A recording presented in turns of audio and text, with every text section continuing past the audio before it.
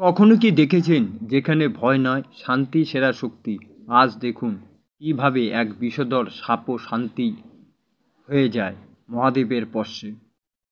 চলুন তাহলে বন্ধুরা গল্পটি বলছি। গল্পটি হলো ভয়কে জয় করলেন মহাদেব। একদিন সকালে দেবী পার্বতী ও মহাদেব একসাথে বনভূমিতে হাঁটছিলেন। চারদিকে ছিল পাখির কলতান, ফুলের সুবাস আর শান্ত পরিবেশ। এসবের মাঝে হঠাৎ একটি বিষধর সাপ গাছের ফাঁক থেকে বেরিয়ে আসে এবং ধীরে ধীরে পার্বতীর দিকে এগিয়ে আসে। পার্বতী দেবী ভয়ে চমকে ওঠেন, তার মুখে স্পষ্ট ভয়ের ছাপ। তিনি একটু পিছিয়ে যান। কিন্তু মহাদেব, যিনি সবকিছুই নিয়ন্ত্রক, তার চেহারায় ছিল সম্পূর্ণ শান্তি। তিনি এক পা এগিয়ে এসে আশীর্বাদের ভঙ্গিতে হাত তুললেন। সেই সাপটি যেন মহাদেবের শক্তি ও শান্তিতে মুগ্ধ হয়ে যায়।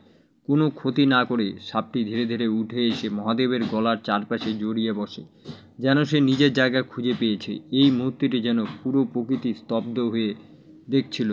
দেবী পার্বতীর চোখে তখন বিস্ময় আর গভীর শ্রদ্ধা। ভয়ের উপরে শান্তির জয়, মৃত্যুর ওপারে করুণার জয়। এই গল্পটি শুধু অলৌকিক নয়, আমাদের শেখায় যার হৃদয়ে শান্তি তার কাছে ভয় মাথা নিচু করে। আপনি যদি বিশ্বাস করেন মহাদেবের শক্তিতে, তাহলে কমেন্টে লিখুন হর হর মহাদেব।